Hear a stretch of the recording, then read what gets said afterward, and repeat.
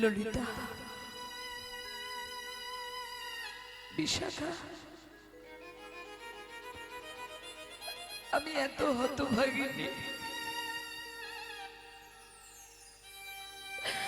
আমি এত অনাথিনী, আমি এমন কপাল পোড়া হতভাগিনী। আমি গোবিন্দ সেবায় লাগতে পারিনি ললিতা। জানিস ললিতা, আমার কত স্বাদ জাগে আমি আমার সর্বস্ব দিয়ে গোবিন্দ সেবা করব, কিন্তু পারিনি। ওই আওয়াজটা একটু ছোট করা যাবে না? আমি এত হতভাগিনী, গোবিন্দ সেবায় লাগতে পারিনি। কি করে গোবিন্দ সেবা করব বল? গোবিন্দ সেবা করতে গেলে গোবিন্দের কাছে যেতে হয়, নিকটে যেতে হয়। কিন্তু কিন্তু আমার দ্বারা তো তা সম্ভব নয় ললিতা। ভক্তমণ্ডলী, ভক্তিমতী মায়েরা, শুধু রাধারানী কেন বাবা, আমরা তো সবাই এসেছি গোবিন্দ সেবা করব বলে। এই জন্ম আমরা পেয়েছি গোবিন্দ সেবায় লাগাবো বলে। কিন্তু জানেন বাবা, আমাদের দশা কেমন হয়েছে? বলে কত ফুল তো গাছে ফোটে, সব ফুল কি গোবিন্দ সেবায় লাগে? কোন কোন ফুল মৃত মানুষের গলায় গিয়ে পড়ে, কোন কোন ফুল গাছের ডালে শুকিয়ে ঝরে পড়ে যায়, আবার কোন কোন ফুল ভক্তের কৃপায় গোবিন্দ চরণ পায়। তদনুরূপ বাবা, আমরাও এক একটি ফুল ফুটেছি গোবিন্দ সেবায় লাগবো বলে। কিন্তু দুর্ভাগ্য, কোন কোন ফুল অসৎ সঙ্গ, কুসঙ্গ করে নষ্ট হয়ে গেল। আমরা তো বাবা বিভিন্ন জায়গায় প্রোগ্রামে যাই, রাতে আমাদেরকে বাড়ি ফিরতে হয়, রাতে রাস্তায় চলাফেরা করতে হয়। অনেক মানুষকে দেখতে পাই রাস্তার ধারে উল্টে পড়ে আছে বাবা, কুকুর এসে প্রস্রাব করে যাচ্ছে, কিন্তু তার কোনো চৈতন্য নেই বাবা। উনিও তো ফুটেছিল, জন্ম পেয়েছিল, ভোজবার মতো দেহ পেয়েছিল, যে দেহ শ্রীকালে কুকুরে পায় না, কিন্তু মানুষ পারে সেটা করতে। কিন্তু বাবা, এই চোখ দিয়ে কত দৃশ্য দেখছি, খবরের কাগজ উল্টোচ্ছি, কোনখানে খারাপ খবরটা আছে সেটা আগে পড়ছি, কোথায় কি দুর্ঘটনা ঘটেছে সেটা মনোযোগ দিয়ে পড়ছি, কোথায় কি হয়েছে সেটা মনোযোগ দিয়ে পড়ছি, কিন্তু কোনোদিন ভাগবত গীতা খুলে চোখ দিয়ে পড়ি নাই, চোখ দিয়ে দর্শন করে বদনে উচ্চারণ করি নাই। এই হলো আমাদের জনম। হ্যাঁ, কত ফুল আছে অসৎ সঙ্গে নষ্ট হয়ে গেল, কত ফুল আছে সংসারে ঝরে পড়ে গেল, সংসারেই উৎপত্তি হলো, সংসারেই নষ্ট হলো, বার্ধক্যকাল এলো, পড়ে গেল, মৃত্যু হয়ে গেল। আবার বাবা কোন কোন ফুল আস্তে সাধু সঙ্গ, ভক্ত সঙ্গ করে গোবিন্দ চরণ প্রাপ্তি হলো। নিতাই গৌর হরি হরি বল। বাবা, আমরাও তো দর্শন করবার মতো নয়ন পেয়েছি, কিন্তু এই চোখ দিয়ে কত নোংরা নোংরা দৃশ্য দেখলাম, কিন্তু এই চোখ দিয়ে রাধা গোবিন্দের যুগল মূর্তি দর্শন হলো না। এই কান দিয়ে কত আন কথা শ্রবণ করলাম, পরচর্চা, পরনিন্দা যেখানে হয় কানটা সেদিকে বাড়িয়ে দিলাম, কিন্তু আমার এই কান হরি কথাতে আনন্দ উপভোগ করলো না।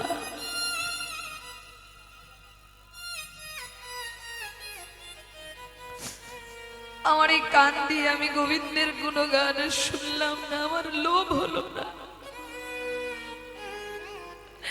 এই বদন দিয়ে কত অখাদ্য কুখাদ্য সেবা করেছি, এই বদনে কত অকথা কুকথা বলেছি, কিন্তু আমার এই বদনে কখনো হা কৃষ্ণ হা গৌর বলে ডাকলাম না। এই হাত দিয়ে কত অপকর্ম করলাম, কত অন্যায় কাজ করলাম, পরের ক্ষতি করলাম, কত খারাপ কর্ম করে গেলাম, কিন্তু এই হাত দুটো দিয়ে কখনো রাধা গোবিন্দের যুগল চরণ সেবা করি নাই।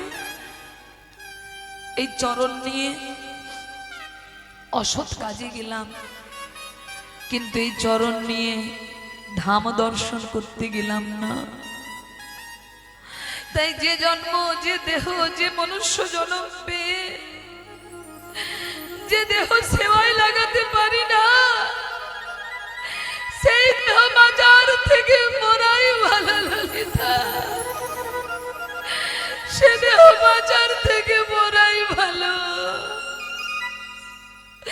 সে দেহ বাজার থেকে মরাই ভালো। ভক্তমণ্ডলী, যতক্ষণ হরিবাসরে থাকা হয়, যতক্ষণ এই আসনটাতে থাকা হয় বাবা, ততক্ষণ মন মন্দির সব পরিষ্কার থাকে, তখন মন একদম গোবিন্দ চরণে থাকে, তার কথা বলার জন্য উৎসাহিত হয়। কিন্তু এই আসন থেকে যেই বাইরে বেরিয়ে যায়, আবার সেই সংসারের কামনা বাসনা লোভ লালসা এসে আমাদেরকে জড়িয়ে ধরে। তাই আমাদের প্রত্যেকের কর্তব্য হয় জীবনের বেশি সময়টা সৎসঙ্গে কাটানোর। যত আপনি সৎসঙ্গ করবেন, সাধু সঙ্গ করবেন, ভক্ত সঙ্গ করবেন, তত আপনার অন্তরে ভালো ভালো চিন্তা ভাবনা জাগবে। আর যত আপনি অসাধুর সঙ্গ করবেন, তত আপনার অন্তরে অসৎ চিন্তা ভাবনা জাগবে। তাই বলেছে কি জানো মা, আমি করতাম যদি সাধু সঙ্গ,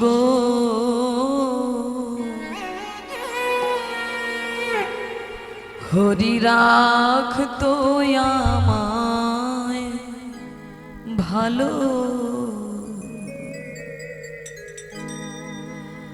ওই অসতেরি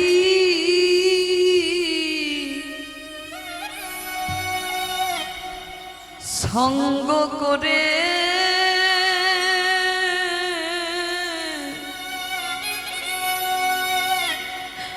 আমার বৃথায় জনম গেল।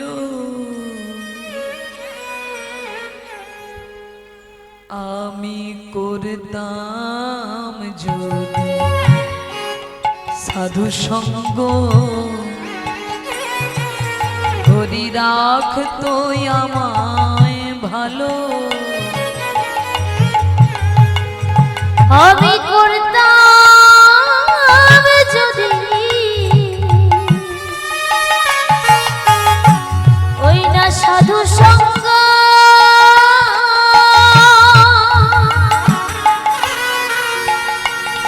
হরি রাখতো আমায় ভালো,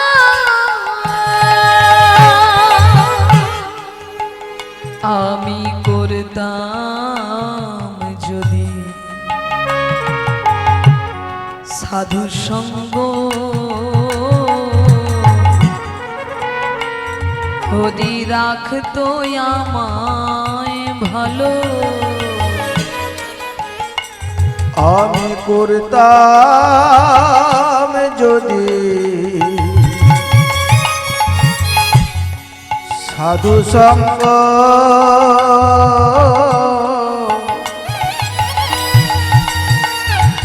হরি রাখতো আমায় ভালো, ওই অসতেরি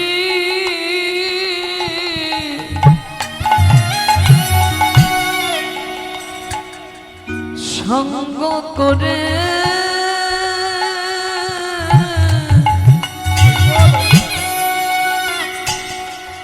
আমার বৃথায় জন্ম গেল। ওই নয় সতেরি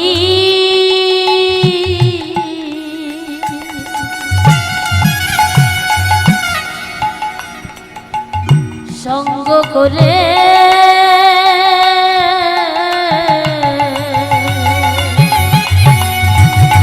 বৃথায় জন্ম গেল। ওই অসতেরি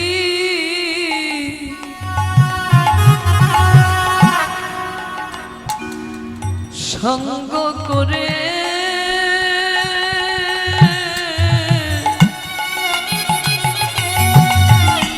আমার বৃথায় জনম গেল। ওই নাই তেরি সঙ্গ করে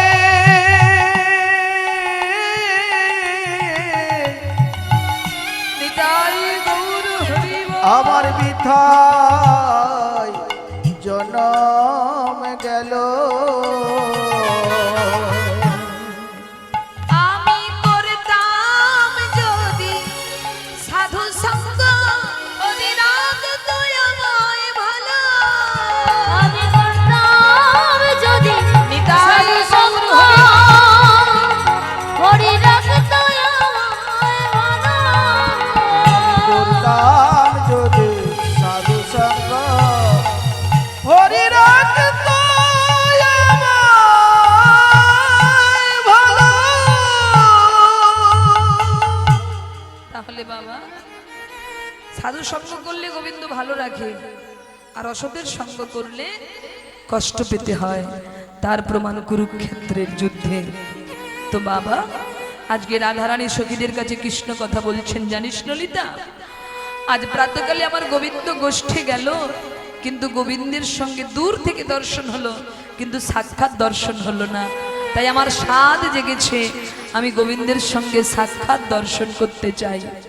ললিতা বলল, ও কোনো ব্যাপার নয়, তুই গোবিন্দের কাছে যাবি তো, ওটা কোনো ব্যাপারই নয়।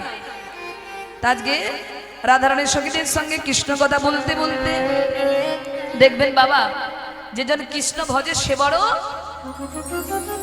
কি হয় মা? চতুর চতুর হয়। এই যে যারা চতুর তারা ঠিক বসে গেছে, আর যারা বোকা সব ঘরে কি ঘুমোচ্ছে নাকি?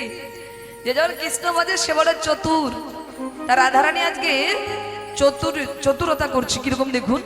সখীদের সঙ্গে কৃষ্ণ কথা বলতে বলতে হঠাৎ রাধারানী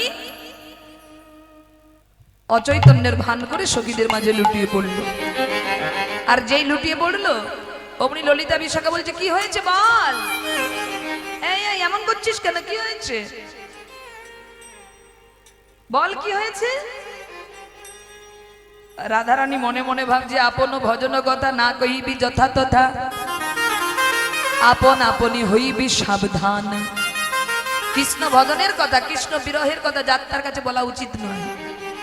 বাবা আপনি ভগবানের কথা বলবেন, কিন্তু যারা ভগবানকে ভালোবাসে না আপনার কথার মূল্য তারা দেবে না। তারা বলবো সব বাজে কথা, ভগবান বললে কিছু হয় না, সব বাজে কথা। হ্যাঁ, ভগবান বলে আবার কিছু আছে নাকি? তাহলে যারা ভগবানকে ভালোবাসে না তার কাছে ভগবানের কথা বলে সুখ হয় না। তাই আপন ভজন কথা না কহিবি যথা তথা, আপন আপনি হইবি সাবধান। এই রাধে কি হয়েছে বল? রাধারানী মনে মনে চিন্তা করছে, গোপী কৃপা না হলে তো গোবিন্দ কৃপা পাওয়া যাবে না। তাই ওদেরকে যদি আমার মনের কথা না বলি, আজ তো আমার গোবিন্দ দর্শন হবে না। তাই কি করতে বলেছে? গোপনে আগে গোপী ভজন করতে বলেছে। গোপনে করো গোপী সাধনা সাধনা, গোপনে করো গোপী সাধনা, গোপনে করো গোপী সাধনা,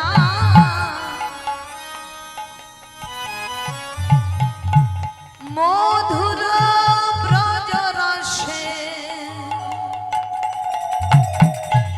মধুর ব্রজ রসে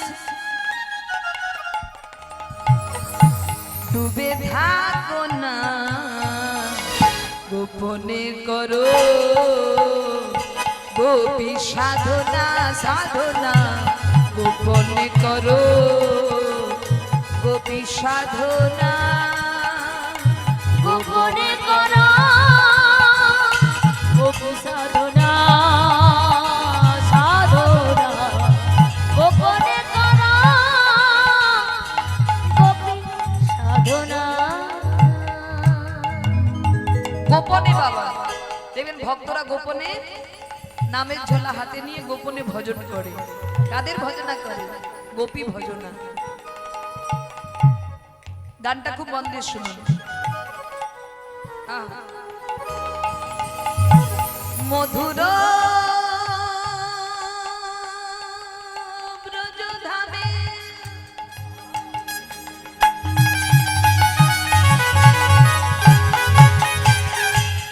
মধুর ব্রজধামে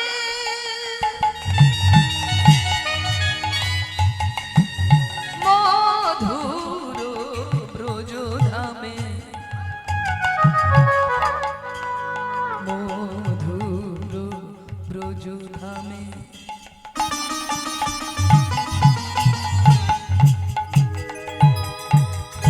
মধুর ব্রজধামে পঞ্চপ্রেমে পঞ্চরস মাধুর্য কান্তারসে মদন মোহন হলেন বশ।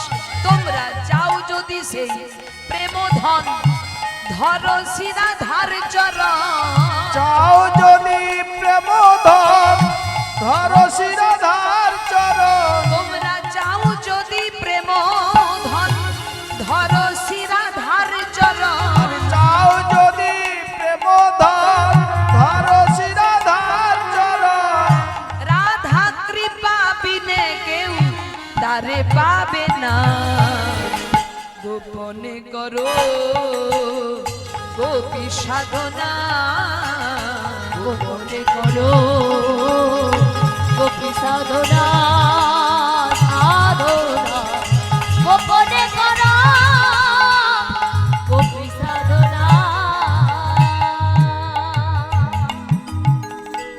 অহৈতুকী রাধার প্রেমে বাধা কৃষ্ণ রসরায়, সেই প্রেম ঋণ শোধিবারে পড়িলেন কাঙাল সাজ। অহৈতুকী রাধার প্রেমে বাধা কৃষ্ণ রসরায়, সেই প্রেম ঋণ শোধিবারে পড়িলেন কাঙাল সাজ। তাই গৌর হয়ে নদে এলো রাধা প্রেম বিতরিল, আরে গৌর হয়ে নদে এলো রাধা প্রেমে বিতরিল, তাই গৌর হয়ে নদে এলো রাধা প্রেম বিতরিল, তাই গৌর হয়ে নদে এলো রাধা প্রেমে বিতরিল। সবাই হরি হরি হরি বলো যাবে যাত না, গোপনে করো গোপী সাধনা, গোপনে করো নিতাই গৌর হরি গোপনে করো গোপী সাধনা, গোপনে করো গোপী সাধনা, গোপনে করো গোপী সাধনা। বলিয়ে রাধা রানী কি গিরে যাবি তো চল। ললিতা বলল গোবিন্দ দর্শনে যাবি, এ তো খুব ভালো কথা, তা চল আয়, আজ আমরা তোকে গোবিন্দ দর্শনে নিয়ে যাব। এত দুঃখ করার দরকার নেই, তোর মনের ইচ্ছা আজকে পূরণ করব। চল আয় আয়।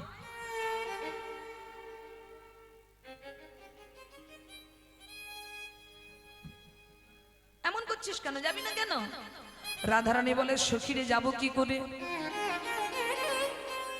কেন যাবি কি করে মানে আমাদের সঙ্গে যাবি? বলে কেন, ওই যে শাশুড়ি ননদি রয়েছে, যদি ধরা পড়ে যাই তাহলে তো গোবিন্দ দর্শন আর হবে না, কি করে যাব? তখন ললিতা বিশাখা বলছে, দেখ রাধে, আজকে আমরা তোকে এমন ভাবে ঘরের বাইরে নিয়ে যাব, না পারবে তো শাশুড়ি চিনতে, না পারবে তো ননদি চিনতে, আর না পারবে ওই তোর স্বামী, তোর স্বামীও চিনতে পারবে না। রাধারানী বলে এমন কিভাবে নিয়ে যাবি যে কেউ আমাকে চিনতে পারবে না? সখীগণ বলছে, দেখ রাধে, সবাই জানে বৃন্দাবনে এক কৃষ্ণ, কিন্তু আজ হবে বৃন্দাবনে দুই কৃষ্ণ। কি করে দুই কৃষ্ণ হবে? বলে কেন, আজ আমরা সবাই মিলে তোকে কৃষ্ণ সাজাবো। কি ভালো হবে নাকি না? ওকে কৃষ্ণ সাজিয়ে কৃষ্ণ দর্শনে নিয়ে যাব, কেউ চিনতে পারবে না, যার কাছে যাবে সেও চিনতে পারবে না। রাধারানী বলে, তোদের কি মাথা খারাপ হলো নাকি? আমাকে কৃষ্ণ সাজাবি মানে? ওমা, কৃষ্ণের গায়ের রং কেমন গো?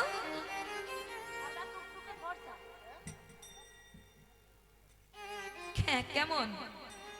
কালো। কৃষ্ণের গায়ের রং? আগে কে কে কৃষ্ণ দেখেছেন হাত তুলুন, তারপর রঙের বিচার করবেন।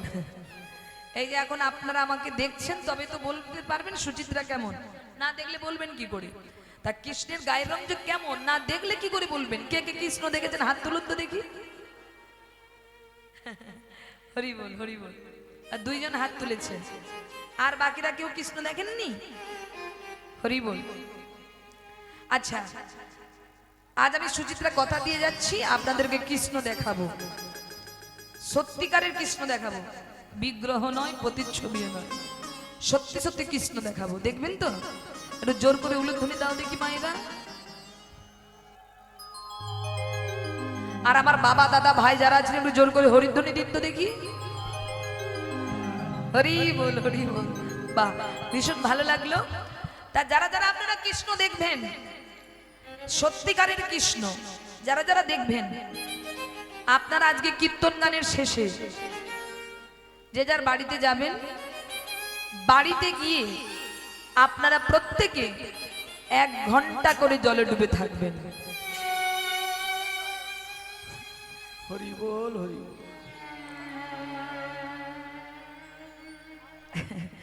বেশিক্ষণ বলিনি, 1 ঘন্টা ডুবতে বলেছি। 1 ঘন্টা ডুবুন, দেখবেন সত্যিকারে কৃষ্ণ দেখতে পাচ্ছ। বলে, সুচিত্রা তুমি কি আমাদের মারার কল করছো? আমি জানি তো আমার কথা আপনাদের বিশ্বাস হবে না, কিন্তু মা, জলে ডুবলেই ভগবান দেখা যায়,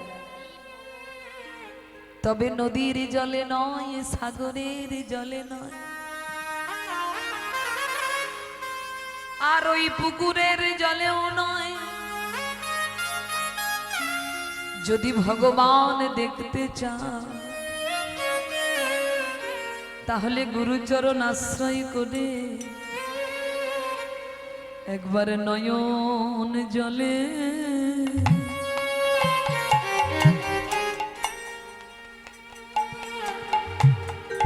ডুব দাও গো।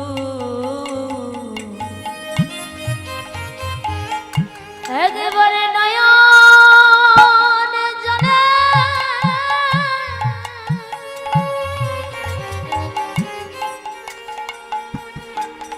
তোমরা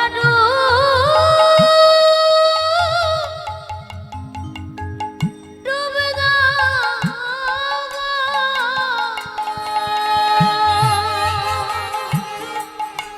একবার নয়ন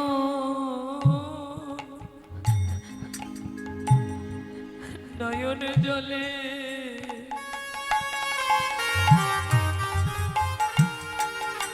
ডুব দাও গো। একবার নয়ন জলে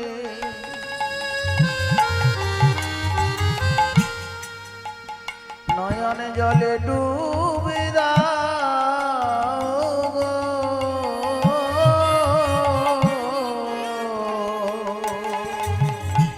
হা গোবিন্দ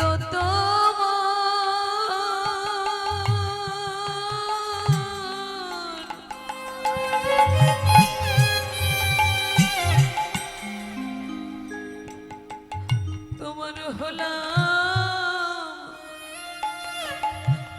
হলাম বলে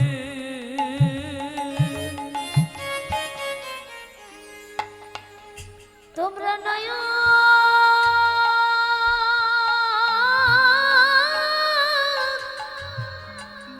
জানে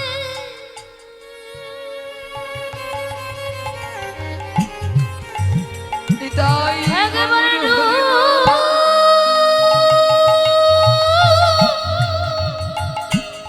ডুবে দাও গো।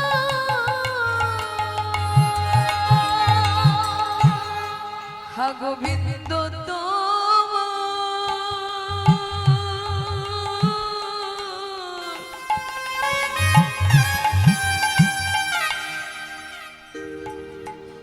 তোমার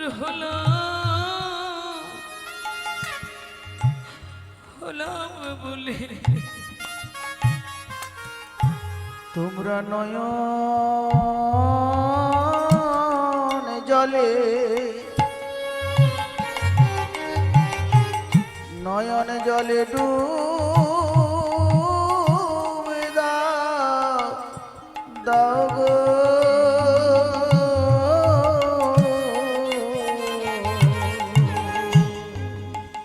গোবিন্দ তুমি তুমি বিনয় আমার কেহ নাই গো। একবার